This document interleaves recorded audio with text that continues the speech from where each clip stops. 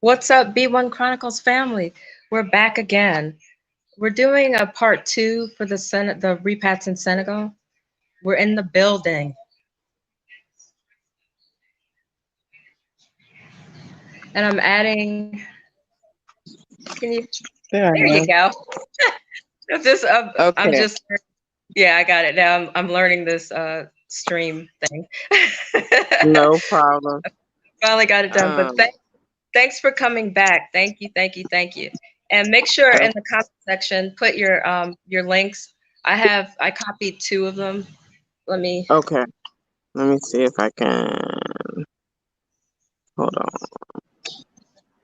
Can I do that? You should be able to. Let's see.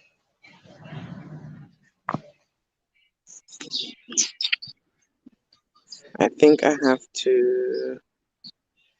For whatever reason, I can do live viewership. Oh, I can comment in the private one, not the other one. Let me see. Okay, I just added it. Okay. Yeah, I think just you have access to that one. Okay, let me see if I can change that. Hold on.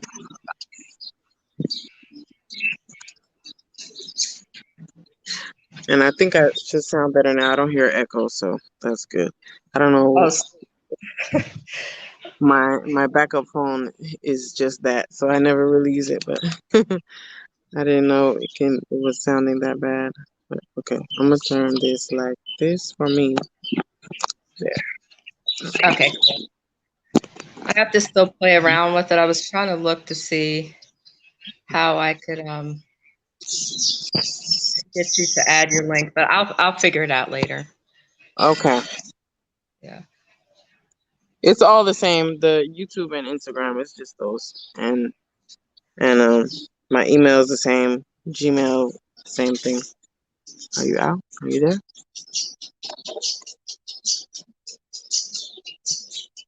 I love these birds. Oh, okay. I think she's there. Hopefully. Find out in a minute.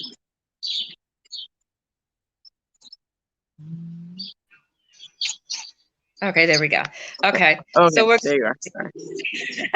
we're gonna do a part two um, Okay. from our the video that we did a few minutes ago. Okie doke. Okay, so just introduce yourself one more time for the people that didn't see the first video. Hi, everybody. I am Afro Millennial Momma, and I live in Senegal with my husband and a 5-year-old daughter. And I'm Sherry with B1 Chronicles, and I've been in Senegal for about 6 months, and that's it. so, so the continuation of the conversation we had, I forgot where exactly we left off, but I know we were talking about repats and how it's different in the divided snakes versus being on the continent and some of the challenges. But one of the things I wanted to discuss just a little bit um, would be when we come over, even though we receive a lot from being on the continent, like the freedoms and nature, what do you think that there are things that we should do to bring to the table for the continent? For instance, let me rephrase that a little bit. For my perspective, with repats, once we get acclimated, my whole plans that I had going to Gambia, everything went up. It went wrong, but then everything was purposeful. You know what I'm saying? So it's like everything that I was planning to do in Gambia, things cannot be done here, or I'm learning the ways here. But once we get acclimated, once we move to whatever country that we're planning to call home now, what things do you think that we as repats should do as far as becoming more acclimated with the communities and what we can bring to the table? Because I know there's a lot of and I'm not going to say a lot. There's a few that come, and it's just basically, in my perspective, it's just take, take, take, and that's still the Westernized mindset. But my perspective is that after we um, get somewhat adjusted, there's things that we should do. We should become more a part of the communities and give, not only just take. You know. Hmm. I think that that's a good question. Um, I think that there are people who come with the mindset that they're gonna give, but that which they plan to give may not even be the, how do I say this? Like, the gifts that we can bring here and provide is not what we think. Like, your preconceived notions of, like, somebody contacted me not too long ago, like, oh, we're helping the poor kids do this and this and that, and like, there's things that we can provide that we're not even aware of, that we give, like, without even knowing it. There's exposure and experiences that we have that Yes. can enlighten others, but there's a way to go about it, and there's a way to I watched uh I watched a video. There's a YouTube lady in Tanzania, and she was talking about how, you need to learn the culture. It doesn't mean that you change who you are and where you come from and how you carry yourself, but you have to be respectful of the Yes. country in which you live and the people that are there and how things work. So, you know, I think that when you first come or first visit, you're looking at things through westernized eyes. Right. So what you think you see and what you think you can assist with is probably not that. You think, oh, people are cooking on the burner, the gas burner thing. Maybe I can help them and give them a stove. No, Right. that's not. Right. That's probably not the best thing. That's the thing that you think you would need. So you think that other people need it, but they don't. Right. Right. You think, oh, the kids aren't going to school or learning and this and that. I'm gonna give them books from the West that teach from the West and that, glorify other people. That's not Right. what they need either. Right. There are 11-year-old girls who cook better than my grandma. You know, there I are know. Even young. there are 14-year-old boys with jobs, and from our perspective, one could say, "Oh, that's child abuse. They should just be out to be free and play video games and whatever." But um, you have to observe, ask questions to learn, not Right. necessarily look down at, or what is that, Right. or why is it, I see things. I have a friend here that I've known for over 10 years, and she opened a school, and the signage that was made for her school had very pale kids on it and Uh-huh. no brown kids. And I know that sometimes people open businesses to cater to other people, but the region of Senegal that this is in, there are no um, uh, uh, uh, Caucasian kids going to school there. So Uh-huh. I asked her gently. I was like, "Oh, what is that about? I've seen a couple other schools with the same thing, and I'm like, what is that? Did someone make that for you from another country and they donated it or something?" And she said, "No, it was someone in Dakar who's a student. They just didn't think about it and they just did it." And because I was like, I noticed that the kids, they're dressed like Westerners, and I mean, I'm like, I think it would be nice if they had like cool boo-boos on and like nice outfits, and you know, and they look like the kids that go there, so that they know to love themselves. I said, because I've never seen, I would never imagine seeing a school in China that was only for uh, uh Aborigines or something, or unless it was for them by them. You know what I mean? I couldn't Right. imagine a British school with only African children on it unless it was a school funded by for, So Right. I mentioned that to her and I offered her, I said, if the person can make another sign for you, I would be happy to pay for it. And Right. I think those types of things, and she did it, and it was done, and she was so happy about it. And I think the person who made the sign, their mind gets open to like, oh, you don't have to always cater to, you know I said, the kids might think that only smart kids look like this. I said, and so she did the sign, and a friend of mine from Gambia actually helped pay for it too. And I think it just, whoever made the sign, I think it opened their mind to think like it shouldn't automatically be non-black kids in an African school, Right. on a sign to make it like look like it has some cachet. But there's things we can do in certain ways, and it's not like we come from a place where we're always advocating for ourselves. That's a part of our DNA and our culture. And Yeah. the way in which we go about it might seem a little hostile to the untrained eye. Right. And so I think learning the culture and learning what would work and asking questions, if there's local people who speak English, or local people that you're able to communicate with, and ask or give an idea before you just jump and say, I'm going to save these people and help them eat Yeah. better and this and that. And, yeah, there's a lot of things that you can point out that maybe need improvement, you know, but instead of pointing out what you would think as a problem, I think it's better for us to give ideas as to what we think would be a solution and implement it ourselves, or Right. ask people, if do you think this would work here? Right. Do you think that recycling plastic, there's a way we can do it here? Not necessarily how it's done in the West. Maybe that won't work for this country. Right. Maybe Right. repurpose stuff. You know what I mean? Or instead of, trying to burn plastic, which doesn't burn. So, Right.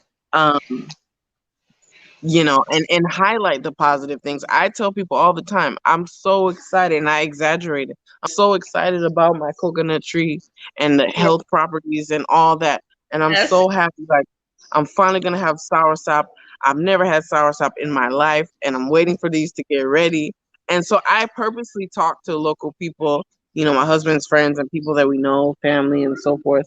Like, I'm gonna be a farmer, and that's what I tell them. Like, you have land. I tell my sister-in-law, you have land just sitting there. You can make money off of it while it's just sitting there. You don't need it. Just farm some stuff and sell. You can make, $100 a month, or second meat or something like that, and use that for something. But encourage people. I tell my sister-in-law, like, you're the best cook ever. Like, you can have your own business outside of your house, just making lunch for people who, the workers who don't have meals, that are away from home. And that type of opening people's minds. I think that a lot of frustration, we give ourselves a lot of unnecessary frustration, I guess, myself included at times. Um, when we're like, oh, I just want to help this person. I wish they would open their mind and see. And I told another American lady who's here just the other day, I said, you want to help your housekeeper, but do they want to be helped? Do, you want to empower them or save them and what have you? They could do so much better. And I'm like, better in what way? I said, money might not be important to her. You know, Exactly. she doesn't have mortgage. So, you know, there's things that are viewed differently. People, I think some people would be putting down certain local people in West Africa, like, oh, the way they dress, or they don't have undergarments like ladies or whatever. They're just hanging out and this and that. And I'm like, it's hot to wear a bra. Like, Yeah. you know, I'm Yeah. saving it for the nighttime, when when I go out or something, but I'm not gonna wear it, sweat it out all day long if I don't have it. Like, there's certain things that I thought that people houses were just innately dirty. Like, I'm like, what's all this dust? I didn't know dust just come just like that, like Oh, in just blows in the wind. Yeah. a matter of a day. Like, my bathroom is dusty. I'm like, oh, okay. So it's not that people don't clean their places and whatever. This is why house help is probably crucial Right. to Right. keeping things looking nice. But so it's you looking at things with eyes that foreign eyes, is not necessarily telling us the full story. And Exactly. we have to, it's more than what meets the eye, and we have to be conscious of that all the time. Like, I used to be like, why is there trash on the ground, yo? And then my husband's like, oh, they have trash people, but they're on strike because they didn't get paid and this and that. And then I think I watched a video of Walter Myers where he was like, people didn't used to use plastics and stuff that came from abroad. People didn't have packaged food, prepackaged stuff. They ate on like banana leaves, and everything Right. was like purposeful or reusable or what have you. And so I'm like, okay, if you're not accustomed to discarding this type of waste, then it ends up with the other waste. Like, if you could throw a banana peel on the ground, that's basically what people are doing. It's like a natural response. Like, okay, you just throw it there or you burn it, and not really paying attention to, this plastic's going to end up in the ocean and wash back up, when we go fishing or what have you. So it's a whole different world. It's not like, you can go to the Caribbean or South America and see so many influences from the US or the UK, and Yeah. you kind of feel like you're a little bit out of your country, but there's all the familiar stuff that's there. And this is so far removed from that it's definitely more of a culture shock than I think a lot of us probably would expect. Yeah. Yeah.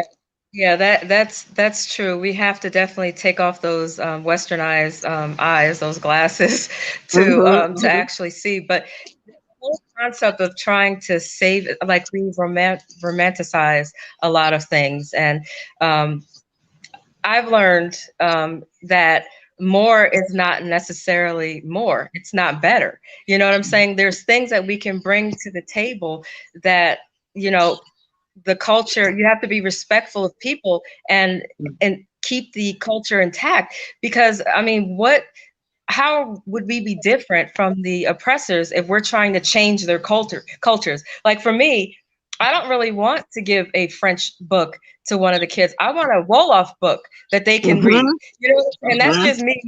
That's just me. You know, Yep. it's like I don't want to do that. I don't want to learn French like that. I want to Mm-hmm. learn Wolof and the native languages. And it's Right. like we have to be respectful, because when people come to America, people are forced to be respectful of our ways and our culture. Do you see what I'm saying? So it's like Speak it has English. to. You're in America.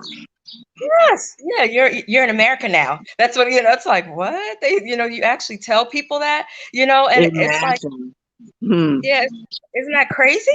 Just And it's imagine somebody saying that to us here. Like, wow. I would be so hurt.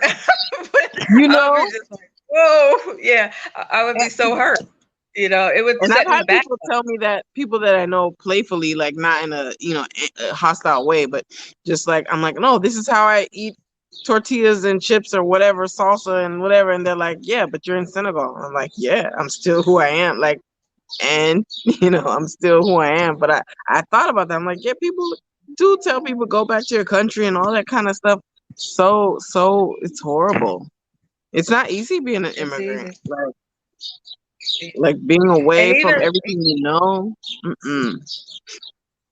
And even when I went to Ghana, it's like, in most African countries, you have to eat with your right hand. I'm left-handed, so when I hit the ground, even in Ghana, I ate with my right hand. And it's hard for me to eat, with my right hand, do things with it, but just out of respect. And they're like, oh no, we'll excuse you, this, that, and the Mm-hmm. other, because I'm not from there. I'm like, no, we're going to sit, as one family, and we're going to eat, with our right hands. I'm just going to do that, even trying local foods and things of that nature. But we have to definitely I think some of us we want to be more separate, from the communities. And my perspective is, what's the difference?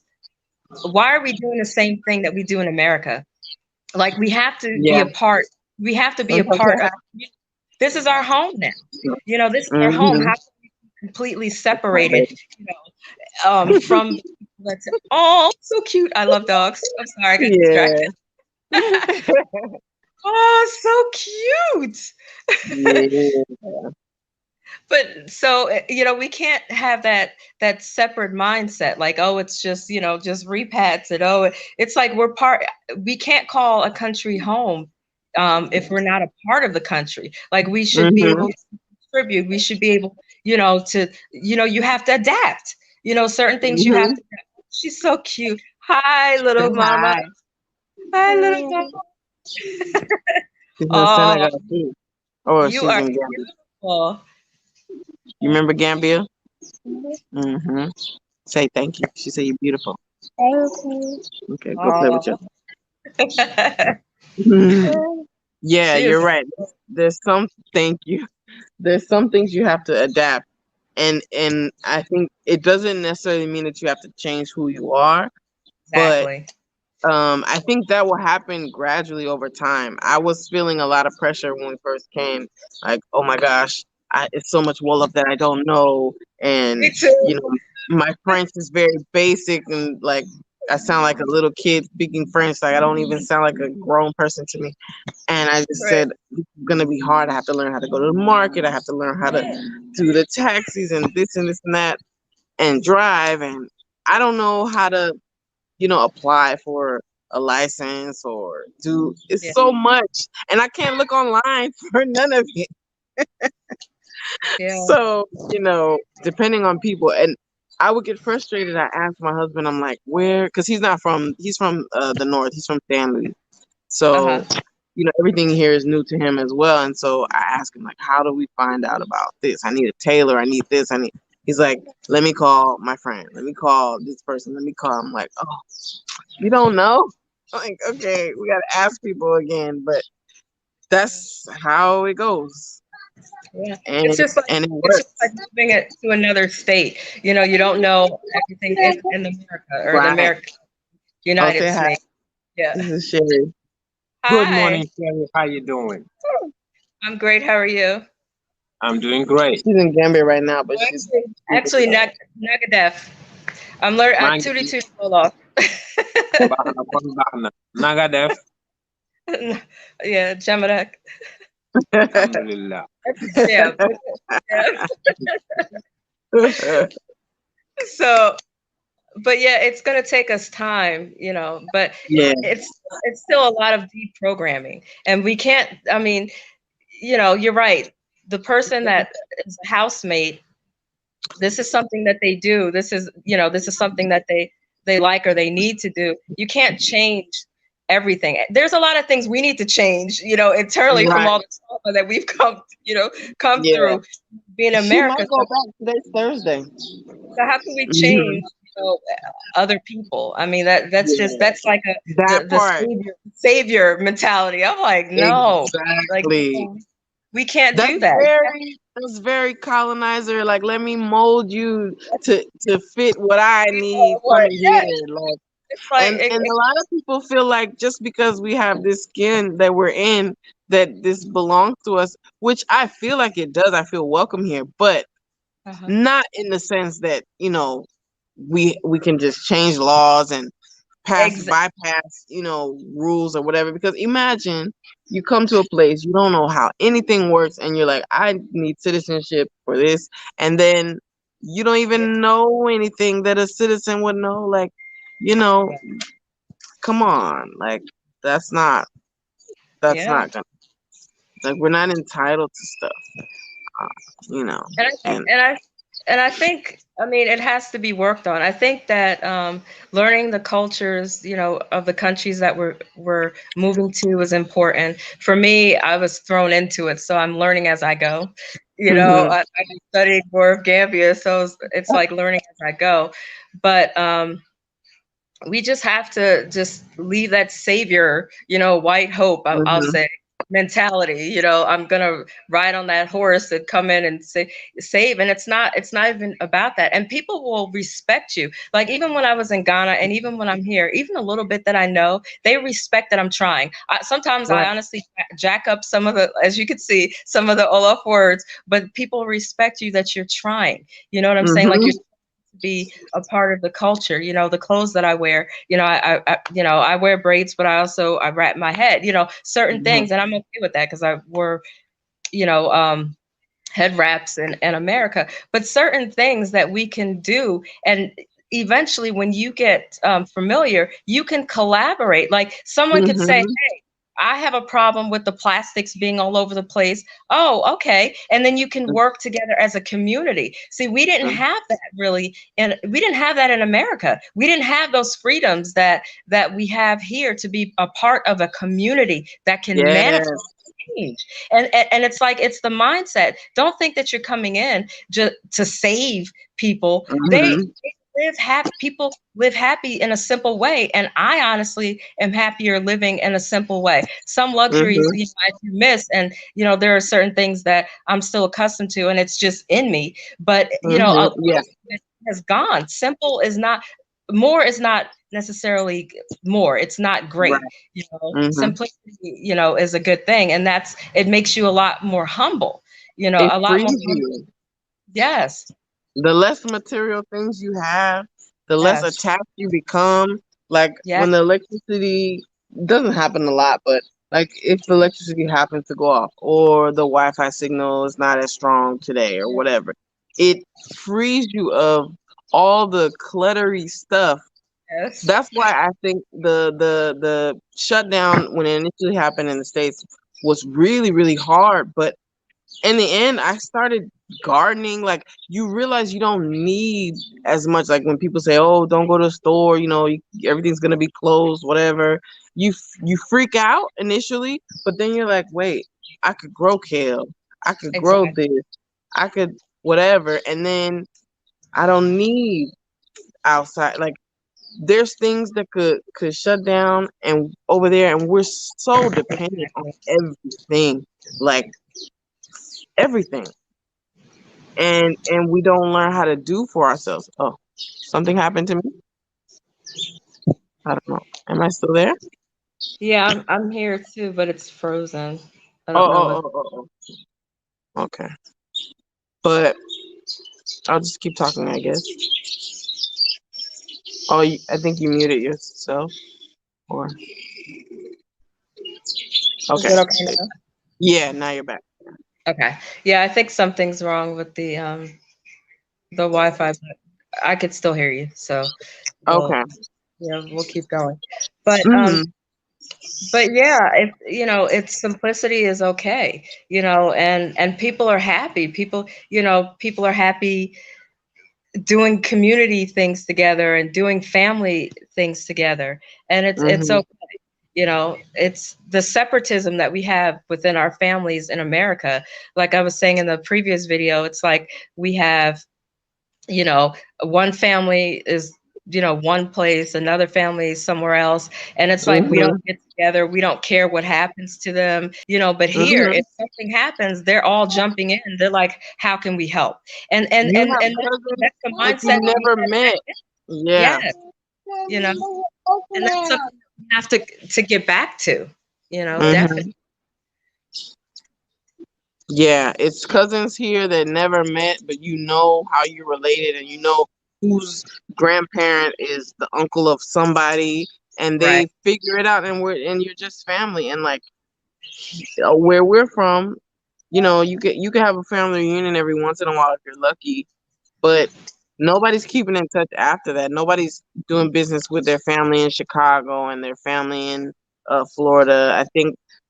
I think because the country's so massive, it makes Yeah. it very, very hard for us to stay connected. And a lot of us left our states of origin, if you will, in Right. the South. So everybody's dispersed anyway. Yeah, that's true. And also the fact that we're not as supportive like they are Mm, here. And that's something that we've lost, from our ancient ways. We're not, we'll support other groups, but it's harder. It's like pulling wisdom teeth, I always say, Mhm. to have them support, or, always asking for a discount. It's like, okay, Mhm. well, we can give you a discount, but would you ask like Gucci or somebody, one of those other Right. companies for these massive discounts, or so the support system on the continent is definitely a lot better, and we have to that's one of the many positive things that I found, is how supportive the communities and the families, and even extended family, Mhm. people are Right. called brother, sister, and they're not blood related, but Right. you couldn't tell. Right. Right. So I think the um did you change the display? Is that why it's showing no, me as you? actually no, Oh, it's like, yeah, I don't know why it did that. okay. Why did the volume go? Hold Can you hear me though? on. I hear you. Somebody was trying to call me, so I think the volume the volume got low for some reason. Yeah, my screen is actually stuck. So I guess maybe we should end it here, because I'm not even certain if people are able to listen at all. Okay.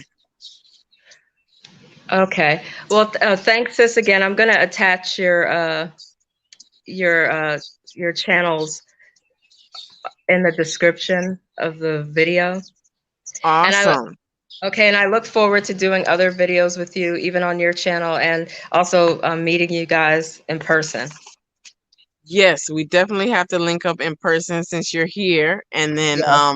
I think we can have these conversations often. I think it's great. Yes. Yes, It's and nice to definitely, talk to people who are, actually here and on the ground and what they're going through. and also, one of my favorite quotes that I made up is, align your words with your actions, or it's null and void, to me. And it's like, you're doing action, we're doing actions. And it's, instead of doing lip service, we're actually Hmm. making a difference, even for other repats that are in Senegal. A lot of people don't know that there's many of us here. There's not many Hmm. YouTubers you don't see that's in Senegal, Right. you know? That's why I think this is a great way to like interview people. I think Yeah, the people that we know, even if they're right. not YouTubers, I think we can bring them into this same conversation and that would be awesome. Exactly. So definitely that's a collaboration that just manifested. So we'll do it. Love it, love it. Okay, peace, Queen, and I'll talk to you soon. Awesome talking to you. Let me know when you get back to Senegal and we'll link up. Okay, we'll do. Peace. All right.